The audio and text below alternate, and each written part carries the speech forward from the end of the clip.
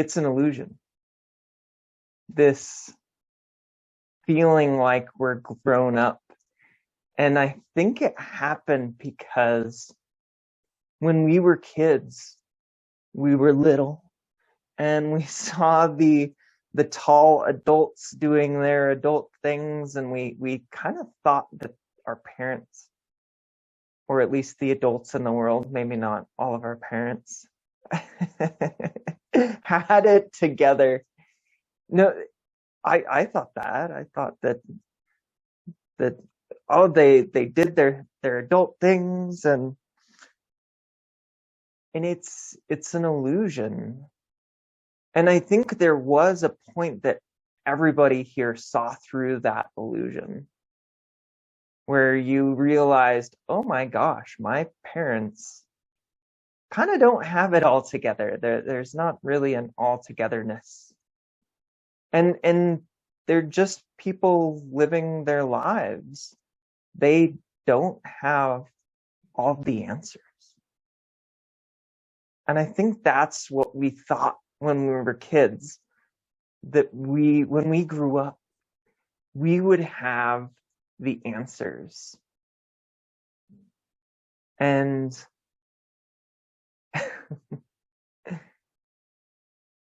we found out that that wasn't the case. And in fact, our parents, they seemed so much more knowing than us, and we had so many questions when we were a kid. We peppered our parents with questions, and they said, stop asking questions. Well, why is the sky blue? Why is this? And they had the answers for us, because we were asking fairly simple questions, and sometimes they didn't have the answer for us.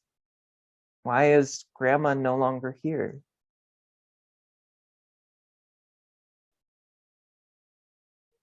And then as we grew up, we started asking more and more, I won't say complex questions,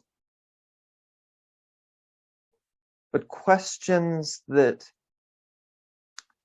they didn't know the answer to, and that we didn't know the answer to, and that the people around us didn't know the answer to. Questions like, what am I supposed to do with my life? And I think that they might have had an answer for us.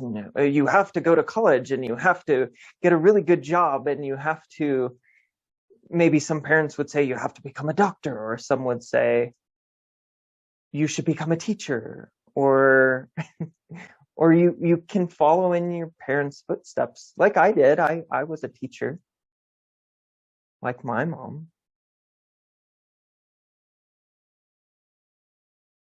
But the answers, we start to question, we start to see through their answers of what is life really all about? How do you become happy? They didn't know. They were trying to find them themselves. And it's okay to be in that space of not having your poop in a group, not having your crap together. But I think that we still have this illusion, and it's so prevalent in our world. And now it's not, these other people kind of represent our adults.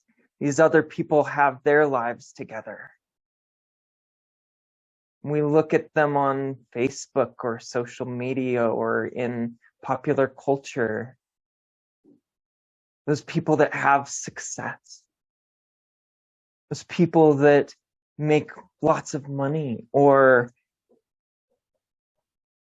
print books or are living their authentic lives. And that social media aspect has allowed us to see this veneer of over perfection, this mask that people can put forward about themselves. And we see that, and we think that we should be the same. We think that our lives should feel the same way, that we should be grown up in the same way. But we're not. And we know it. We know it deep down. It's almost like this secret that we're keeping,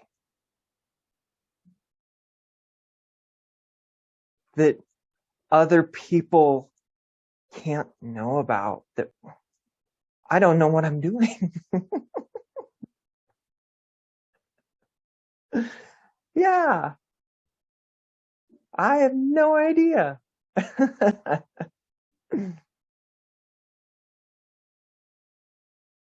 I'm just trying things.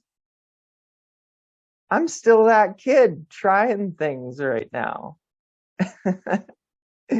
And it's almost like we're still there. We're still trying to learn how to walk, or to learn how to communicate, to learn how to love, to connect, to be our authentic versions of ourselves. And we're falling down. But the difference is, when we were kids, we'd fall down and we'd maybe cry a little bit, and we'd get right back up. And that's fine.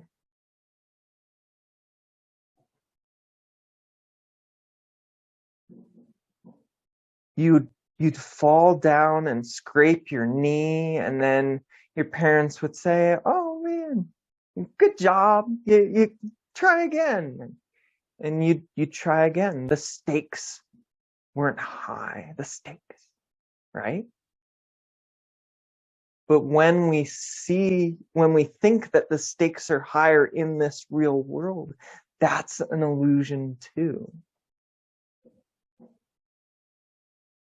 There's really, what's really at stake?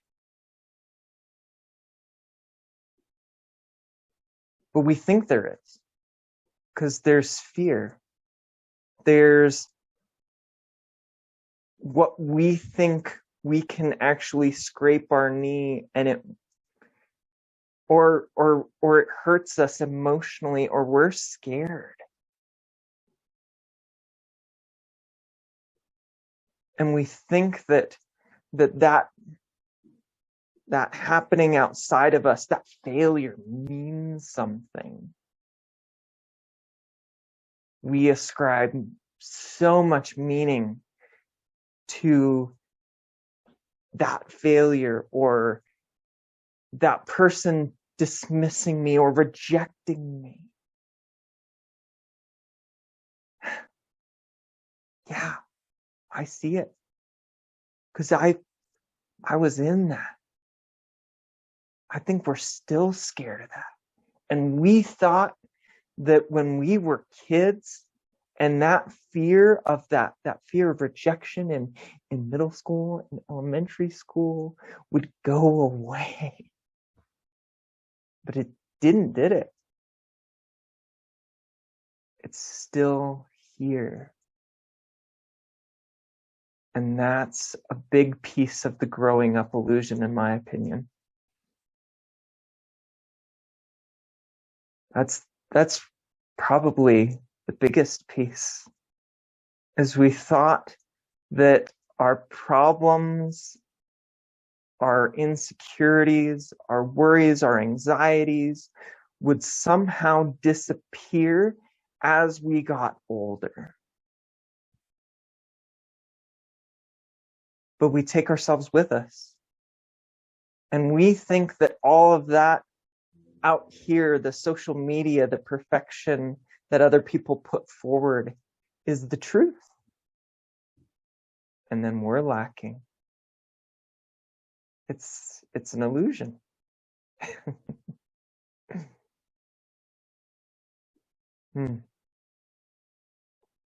It's made of thinking, of our own thinking and our own fears. And there are times when it really hurts, and there are times when it doesn't. When we don't even think about it. When we don't even think about it, that is one of our cues that we're in our own wellness. When it's clear, when we're afraid. I think 99% of fear is not necessary.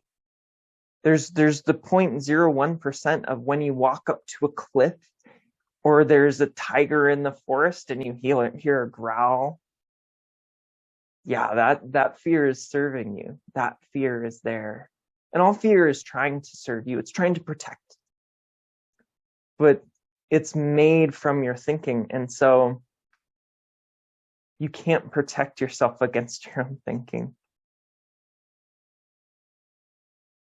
You can start to see through those fears if you take them less seriously. If you see what they're made of, that they're only made of thought. That can start to be freeing, and then you can be that kid again. And guess what? You don't have to be an adult, because that childhood creativity and playfulness, that is resilience in action. Kids can both physically, like, scrape their knee after riding a bike and then be fine in 5 minutes, and mentally too, they are so resilient in the face of so much heartache and challenge. We can too. We don't have to be this grown up. And when we use that space of creativity and love and curiosity and wonder in our adult lives, our jobs, that's what's going to lead to the success that we think we're lacking. Okay, I'm going to change tack a little bit. I'm going to talk about people pleasing next, and then we'll have, I want to hear your thoughts on what you're hearing. This all comes from one of my favorite coaches, Steve Chandler. He has this brilliant, I'm going to see if I can add on to what his thoughts are on people pleasing, because people pleasing, and these are so connected, because people pleasing is all about that childhood, like wanting to be valued and liked and loved, and so what he says is that when we were kids, we were rewarded not for our creativity, ingenuity, but because we were being pleasing to our parents. They would say, oh, go get, if you're good, we're going to get some ice cream. What do they mean by that? They mean that if your behavior is pleasing to them, you will get the reward of ice cream. And they had the money, and you didn't. And so you had to use your behavior as this bargaining chip. You had to make them happy in order to get the things that you wanted. And we think that is what we have to do in our real world. We've taken that, and it's been this habitual thing that we've been trained to. Our teachers, if you behave well during class, you'll get extra brownie points. Ooh, you got a sticker for your positive behavior today.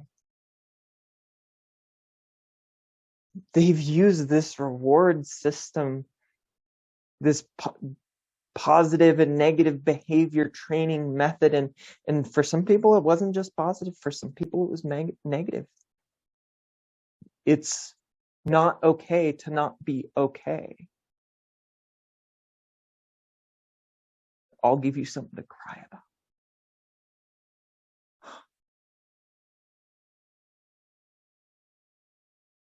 Wow.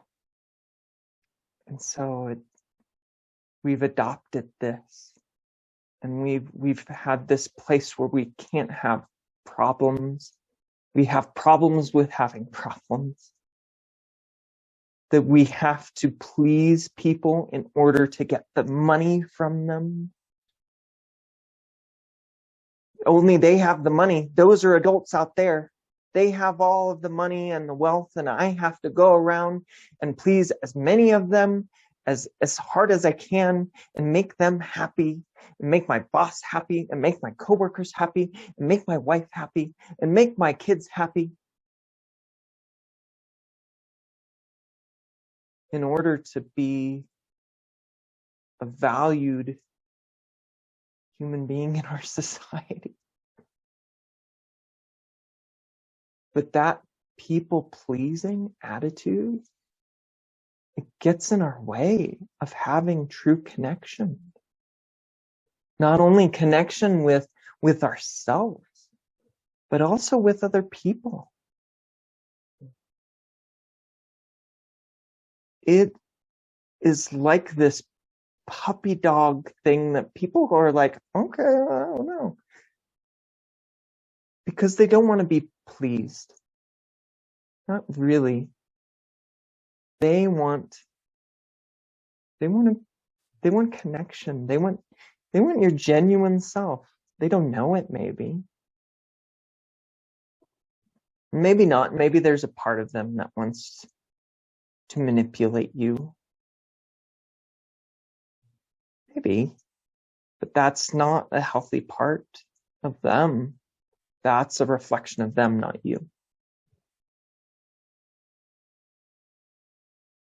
And so, what if you could let go of people-pleasing? What if you could see where it comes from?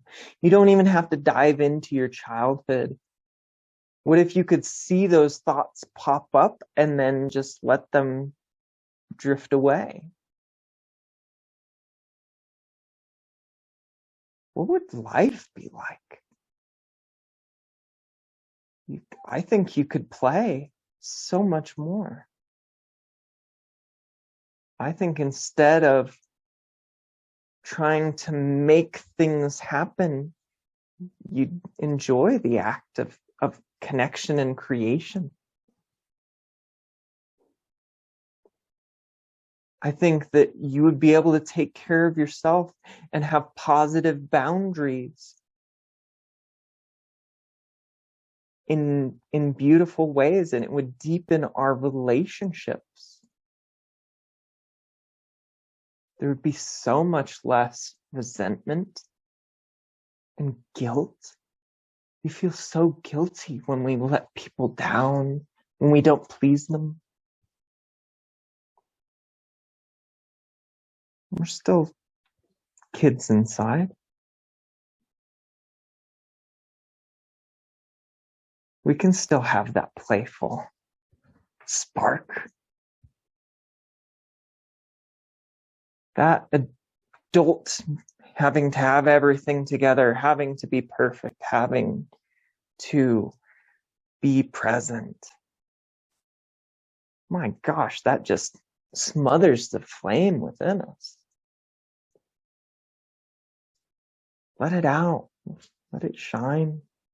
And all you have to do is drop what's in the way. You don't have to push it away. You just drop it. And it'll come back again because it's habitual. It's like we were trained. Oh, okay. Trigger, train. And then you can let it drop away. You'll notice it. Cool. Well, I'd love to have more of a conversation, hear your thoughts, hear your questions. What did you hear? And you don't have to speak all at once. You can share or not share. You can be quiet in the back and just be like, I'm absorbent, I'm the cool kid. Or you can come up in front and talk with me. And if nobody wants to talk, then heck, I'll just keep talking at you because I'm enjoying it. So I'll have some opportunity. You can unmute yourselves if you'd like to, and I'd love to hear your thoughts on what I've just said.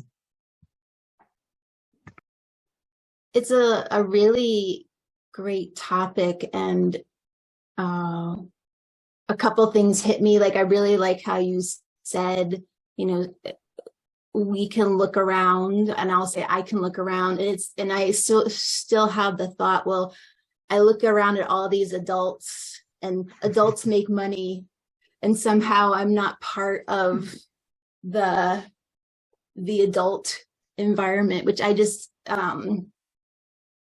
it feels like humorous to me when I observe that. And then but inside I can really feel like there's a layer of belief around the truth of that. And so I just thought that was curious. And it's very like interesting. Like last night I met new people that I knew over Zoom, but it was like first time in person. And they were people who are like so much taller than me. And I have this pattern in life that happened in high school and in college where I suddenly have these very tall friends. And I immediately, even though I'm conscious with it, feel my energy go into like, I'm the younger one. I'm the like, they kind of like tuck me under their arm, like even though they're 10 years younger than me, like I'm the, and I'm like, I could fight against this. I just find things like that really interesting to still have those come up. I'm like, oh, there's a lot of energy here behind that. I think we can have a set point of where we return to that maybe feels safe. And I think sometimes my safe zone is like, I'm the young one and everyone else is adults and has it all together. And I guess my question is, when you have things that are so like, feel so real in your body, and then your mind's like, well, this is not true. Like, I'm not the little kid here. Or yes, I get to be adult in this culture and society. But your body believes something different. You mentioned the like, just letting it go. And I feel like that's something I still, I'm like, how does that, like, how does one just let it go when it feels so old and so deep and so automatic, and you're even affected by the dynamics of the people that you're interacting with? Yeah.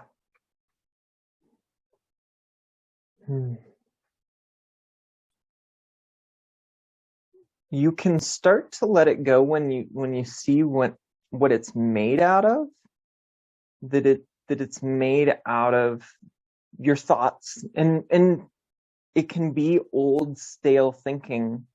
It sounds like for you it's this old recycled stale, or some coaches call it like contaminated thinking. And you start to see it as that, and then really notice how it feels in your body. And if it feels really cruddy, like it feels fearful, that's your cue that it's probably a thought that's not serving you. And so you don't have to banish the thoughts. You can't. That kind of gives them power. And you say, oh, I can't think that. It's like you push it and then it pushes back at you. You're creating resistance in your own mind when you do that. And so instead, see that it is made of that it came from a thought, and even if it's an old thought, and then it's made of thought. And the nature of thought is like a wave, that it will come and crash, and then it will roll back, and then you'll get a new thought. And maybe this new thought will be more in alignment with your authentic truth. You'll know it by how it feels.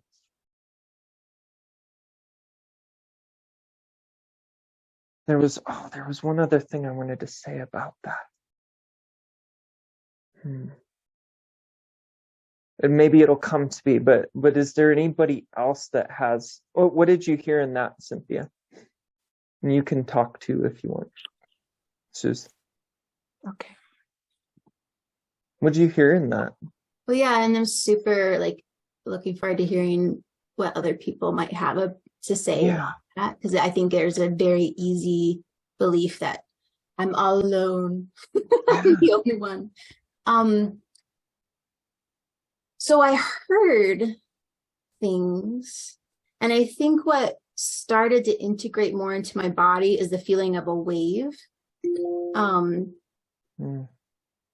Because there can be a hitch of well, what if a new thought doesn't come? I haven't really relaxed around this before, and I haven't experienced that.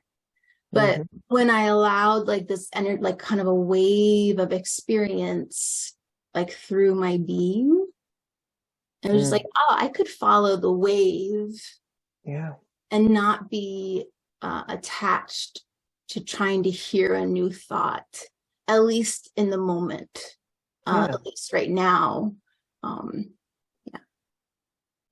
That's actually what I wanted to say, that once the thought happens, and then there's usually a feeling associated with the thought. Once that happens, you can't really do anything about it. You can't solve a feeling. So once it happens, you can be present with it, like you talked about. You can see the wave crash, and then sometimes it's kind of scary because we think that the wave won't roll away because it feels like it might be forever. It feels that way.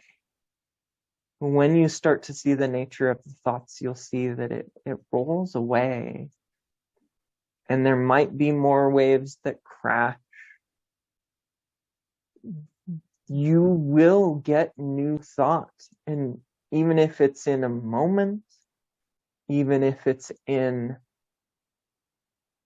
a day, even if you have to go to sleep,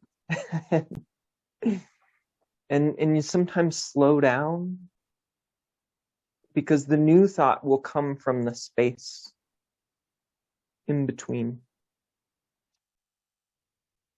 Did you want to say something, Susan? You're unmuted.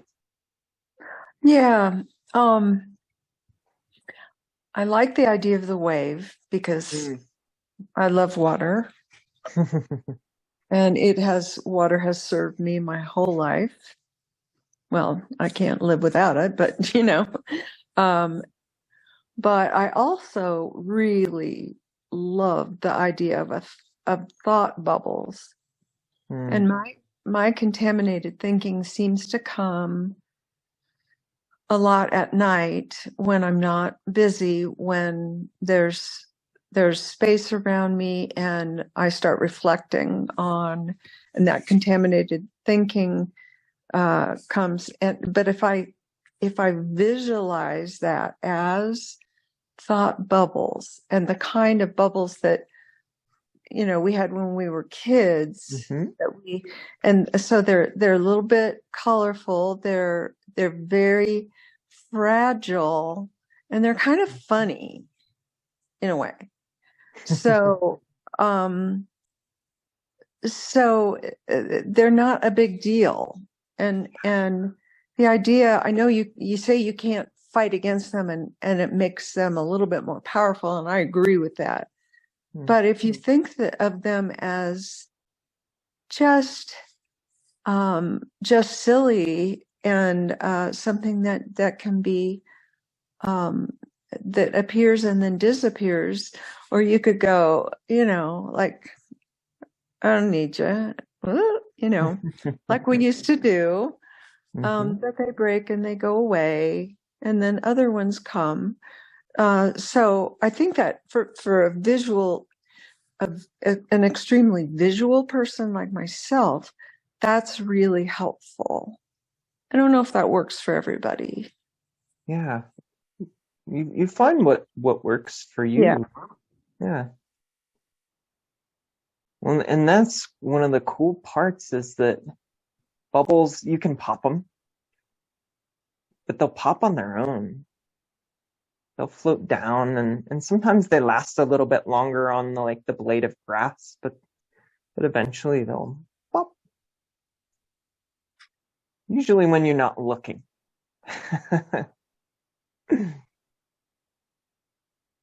Usually when you're not looking is when they pop. And when we have these emotions, especially when we feel like we're kids, like the world, I loved how you said, Cynthia, like the world now has the money. Everybody else, all of the adults out there now have the money, the boss, the investor, and now I have to go and plead with them. It's almost like a begging now that we kind of get into this, like, can I please have my money? I'll do lots of work. I'll be very pleasing. Yeah. But when we start to let go of that, there's something else that's underneath it. And I talk about that a lot, that there's this innate intelligence underneath, there's this beauty underneath, and that will shine through if we let it. There are times in our lives when it shines through the most. There are parts of our lives where it shines through the most. And those are the parts that you're like, oh, that's easy, Rich. That's no big deal. Where somebody else is like, oh my gosh, you do that? You play on the piano? You coach people? I'm like, yeah.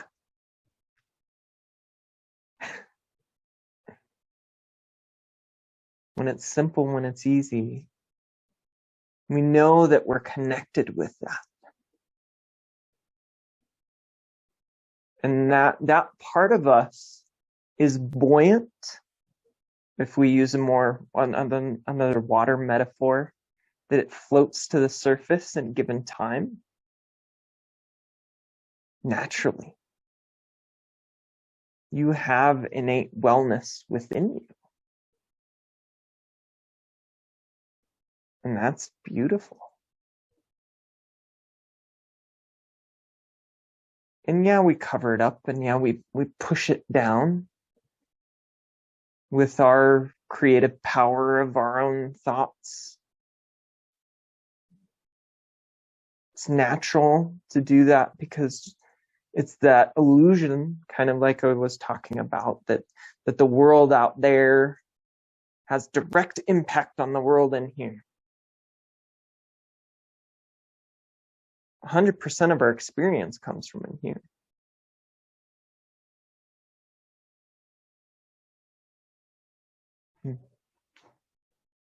I'd like to hear more.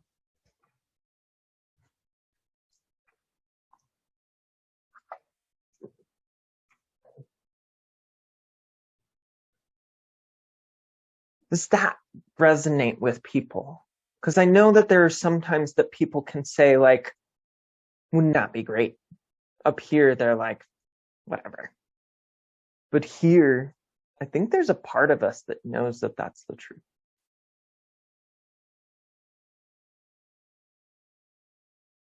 Do you hear it here? You'll know. It's a feeling.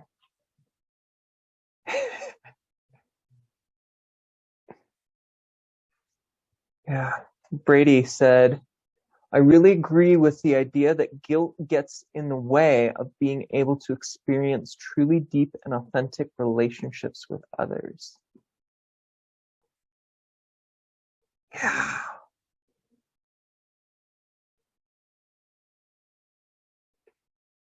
I'm kind of curious that maybe, and it could be guilt about like what you've done or the past, or guilt about not being good enough or not pleasing them.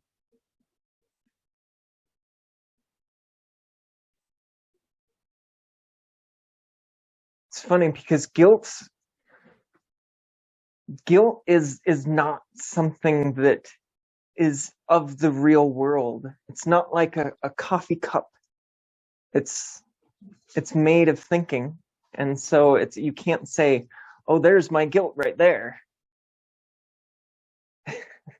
You lift up the plate and well, it's a guilt sandwich.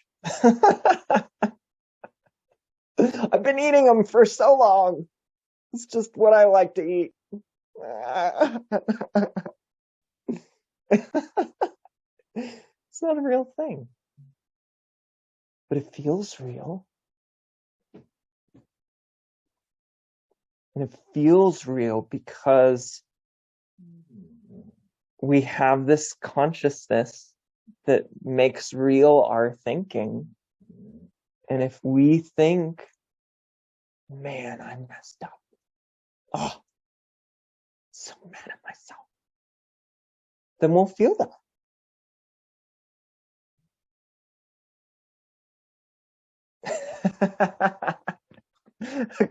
Yeah. Stop eating the guilt sandwich. Seriously, it's you don't have to. But I think we feel like we need to. Like if I don't eat the guilt sandwich, they won't know how much I truly care.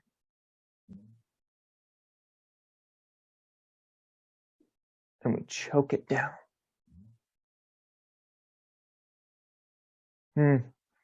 Cynthia said, what are individual people's experiencing with feeling real truth from the heart? What does it feel like? I'd love to hear some thoughts.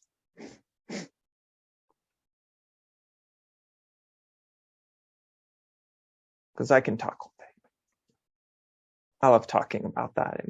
I feel it when I do that. So I encourage you to talk about, what does real truth feel like from the heart? Go ahead.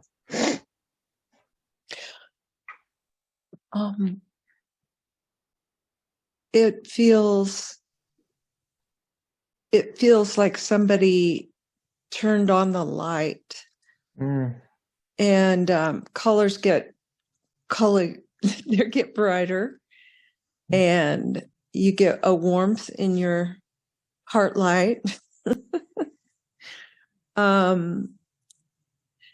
Sometimes it's frightening because it's so intense, and you think, should I really have I taken a step too far? Yeah. And sometimes that makes you kind of pull back a little bit. But as a person of a certain age, I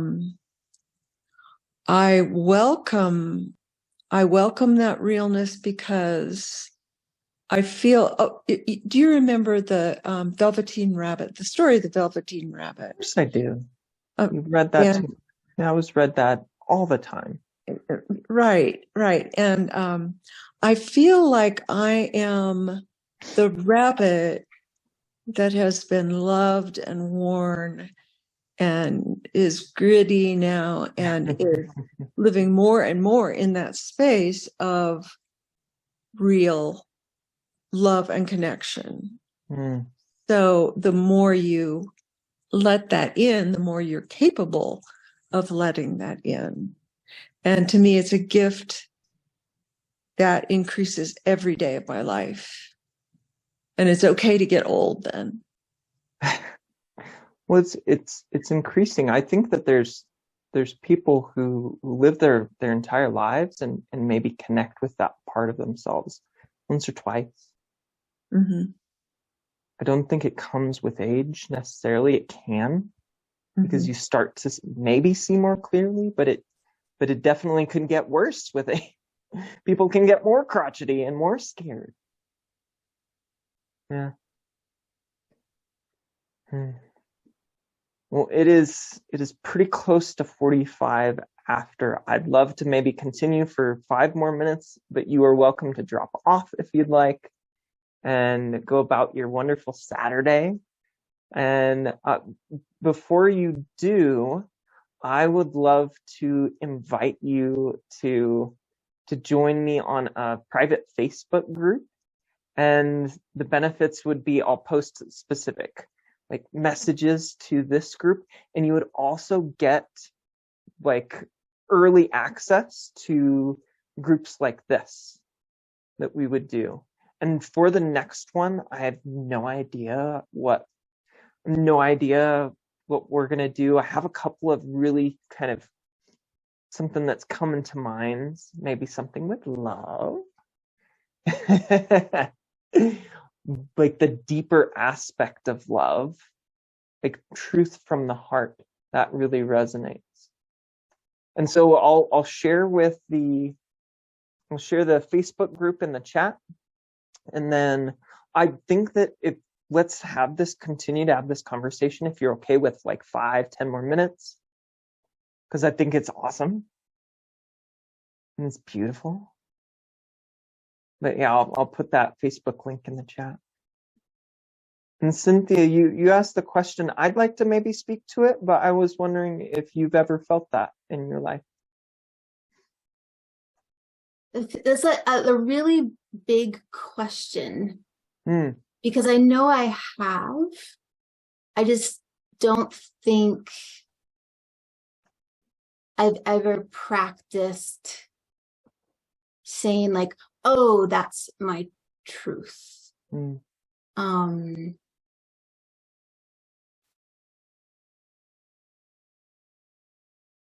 mean, I think it's really interesting. You know, I've always gravitated toward careers that are about being connected to your heart and really supporting truth and holding up others or kids. And I think I've gravitated toward that, and I even feel it in my body now. It's like that's a very, not easy, but it's a natural place to feel truth because you have a purpose there. And that's part of the purpose, which I love and is exciting. I think the challenge for me is kind of in the moment of regular life, paying attention to that with the frame of mind of truth versus mistruth. And I still feel, even as the conversation was going, I was practicing feeling into my heart, and I was like, does it feel like depth in my heart? Does it feel like depth in my heart that goes all the way down to my hips? And I feel that there's a guitar string in me that doesn't want to quite trust that yet as a real signal. And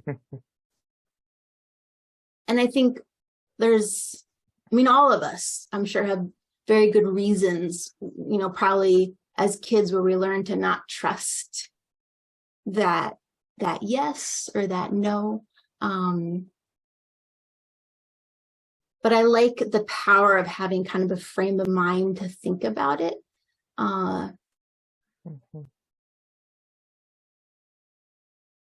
Because I feel like outside of having like purpose and like pouring that energy into others, sometimes in my own life, I'm a little bit like a ship in the ocean that can be tossed around by the waves. And that's not always the most empowering feeling. So You're yeah. almost like, oh gosh, trying to keep your balance. Yeah, and then you start, I start to then try to control the circumstances so I don't get blown.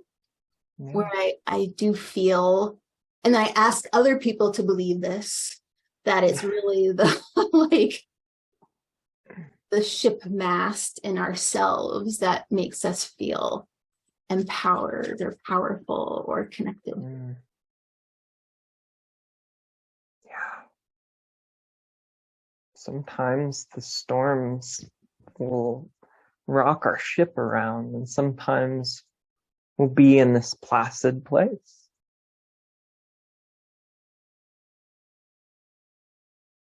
And the rocking of the ship is only ever coming from that experience is only ever coming from your thinking in the moment.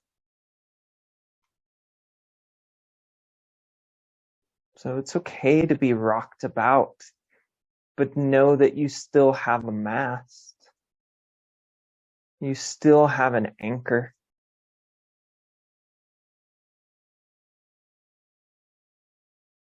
And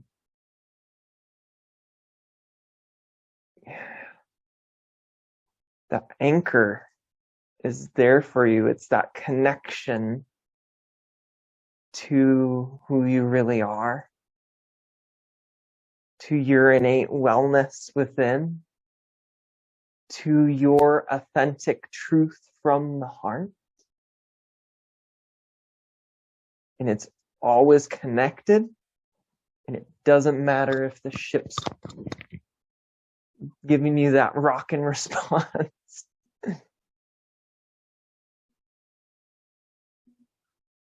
Yeah, look to that anchor and see that it's waves. And that's a cool thing. The waves are so less scary. You're having the exact same waves as before, but now you're like, I got the anchor. I know it's there. Even if it doesn't feel like it. Even if I think I feel like I'm going to be lost at sea forever.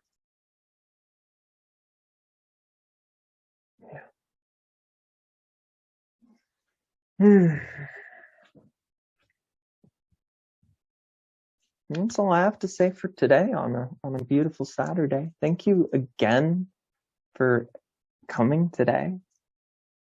And please, if you have the opportunity for our next discourse, please join next time. This is a space for us to be connected with our truth from the heart. So thank you. I'm so grateful for you taking time out of a Saturday. You could be out there doing whatever you want, but you're here. I'm so glad.